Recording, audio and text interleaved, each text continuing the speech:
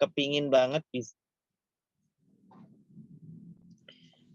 saya kepingin banget bisa akrab dengan seluruh member-member kayak dulu waktu masih awal-awal berdiri itu kan Rumah Ta'aruf tuh akrab kayak keluarga itu dengan para member. Cuman karena jumlah sudah semakin banyak, kesibukan saya juga nambah, jadi agak kurang komunikasinya. Nah, mudah-mudahan kita bisa sering-sering begini, bisa Zoom, ketemu teman-teman, bisa saling sharing ya, bisa ya bermuajahah lah kita. Baik, teman-teman semua yang dirahmati Allah, dicintai Allah Subhanahu wa taala. Tema kita nih sore hari ini membahas tentang apa tuh? Jomblo menahun. Nggak apa-apa. Insecure. Okay. Oh, insecure ya. Insecure karena jomblo jomblo menahun gitu ya. Iya, betul banget. Ya. Gini ya, teman-teman akhwat semua yang dirahmati Allah, dicintai Allah Subhanahu wa taala. Memahami tentang masalah jodoh itu sama halnya dengan kita memahami masalah rezeki. Ya, memahami jodoh itu sama dengan memahami sebuah rezeki. Bahwa rezeki itu kata Allah, kata Nabi SAW, la yamutu ahadukum hatta yastakhmilu rizqa. Nabi SAW itu mengatakan kalian itu tidak akan mati, pasti tidak akan mati sebelum jatah rezekinya itu Allah turunkan semuanya. Jadi nggak akan mati kecuali telah diturunkan semuanya. Persoalannya kapan turunnya Allahu a'lam bissawab. Nah yang namanya itu salah atau jahat kepada hambanya itu nggak pernah. Allah itu menurunkan sesuai dengan kadarnya, sesuai dengan kemampuan kita, sesuai dengan kebutuhan kita, bukan kemauan kita.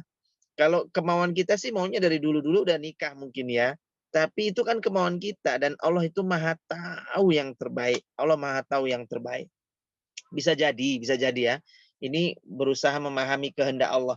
Bisa jadi kalau kita maunya dari dulu-dulu, dengan sedikitnya ilmu itu menjadikan pernikahan kita justru malah nggak akan kekal. Justru kalau kita misalnya mintanya dulu-dulu dan ketemu jodoh dulu-dulu, bisa jadi loh saya bilang, bisa jadi banyak cekcoknya. Atau mungkin karena kurang ilmu, salah pilih jodoh itu juga bisa jadi. Ya, salah milih jodoh itu juga bisa jadi. Tapi Allah tuh tahu kadar yang tepat kapan, waktu yang tepat kapan jodoh itu dihadirkan. Jadi yang pertama ingatlah Allah itu nggak pernah zolim sama kita ya. Wa anallaha laisa bidzallamin lil abid. Dan jomblo itu sebenarnya bukan kehinaan ketika ini teman-teman untuk supaya insecure-nya hilang gitu ya atau minimal terobati atau mungkin sedikit ke treatment gitu ya rasa insecure-nya sebab dia belum nikah itu.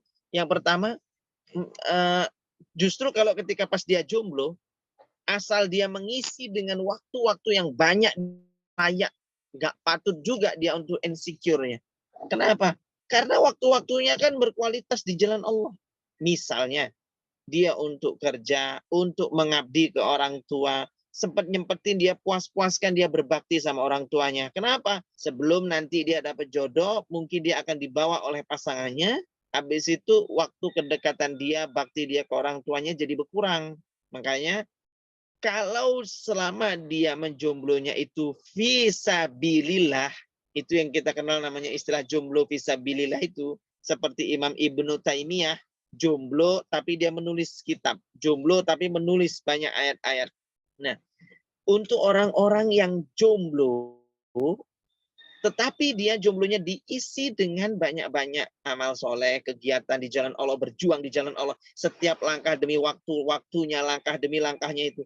Semuanya dipakai di jalan Allah, maka nggak insecure. Kenapa?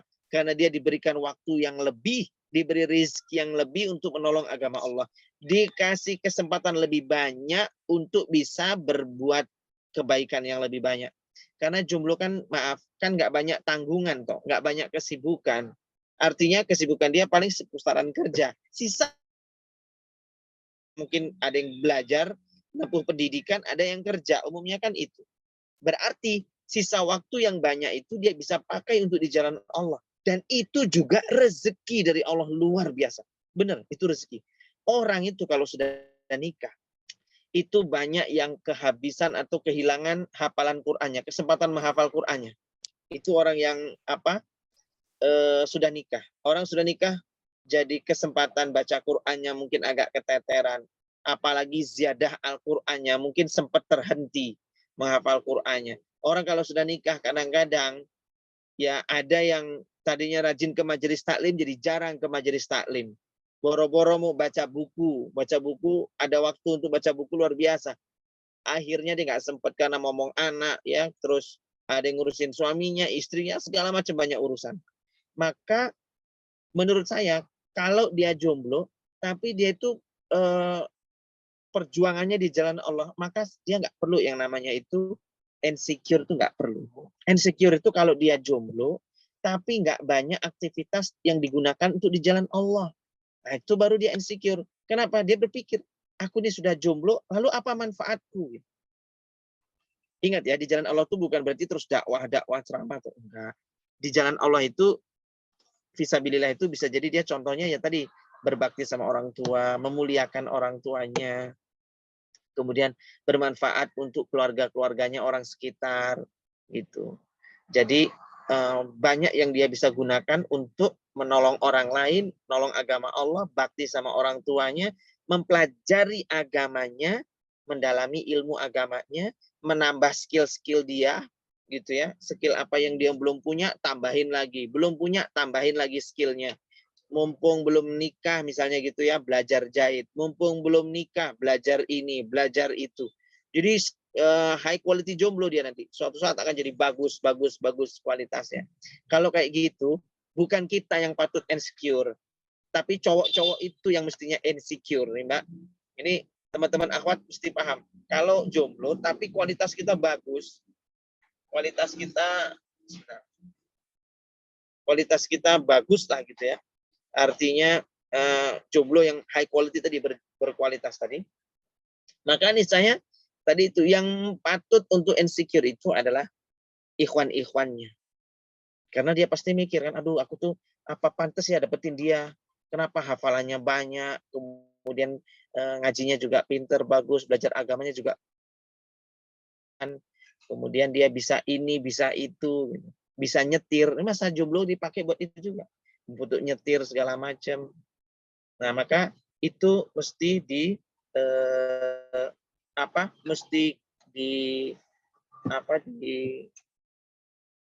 teman-teman semua. Sebentar. Ada tamu, sebentar ya. Sebentar, tahan bentar. Mas Wandi.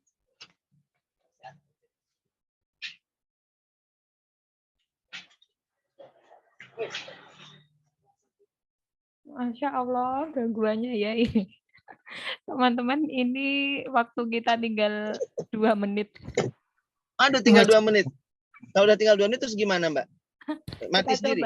Iya, nanti mati sendiri, terus kayaknya balik lagi. Kita lihat aja ini. Oh, Lanjut, gitu ya. lanjut. Trial ya. Ayo wes. Izin besok pakai Maaf ya. audio. Atas ketidaknyamanan ini, minta maaf sekali.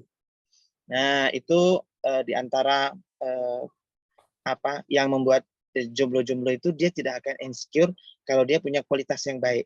Nah, yang saya bilang intinya insecure itu akan muncul ketika dia merasa dia nggak bisa apa-apa. Sudah jomblo nggak bisa apa-apa. Tapi kalau jomblo punya banyak kemampuan, punya banyak keahlian, punya banyak skill-skill yang dia punya, dia akan justru semakin pede gitu ya. Pede aja gitu. Wong saya itu jomblo tapi high quality kok gitu loh. Itu yakin banyak yang ngincer juga. Walaupun umur sudah kepala 3 sekalipun, banyak yang ngincer tuh banyak. Gitu. Oke, mungkin itu dulu diskusinya. Ya, sementara itu dulu. Ada yang mungkin mau diskusi boleh. Ini tadi ada yang ngasih saran pakai Google Meet. Google Meet boleh juga sih kalau ada yang bisa Google Meet, ini saya. Google Meet ini terbatas jumlah audiennya atau boten, Tat? Ini tadi ada yang ngasih saran Google Meet. Kayaknya Google Meet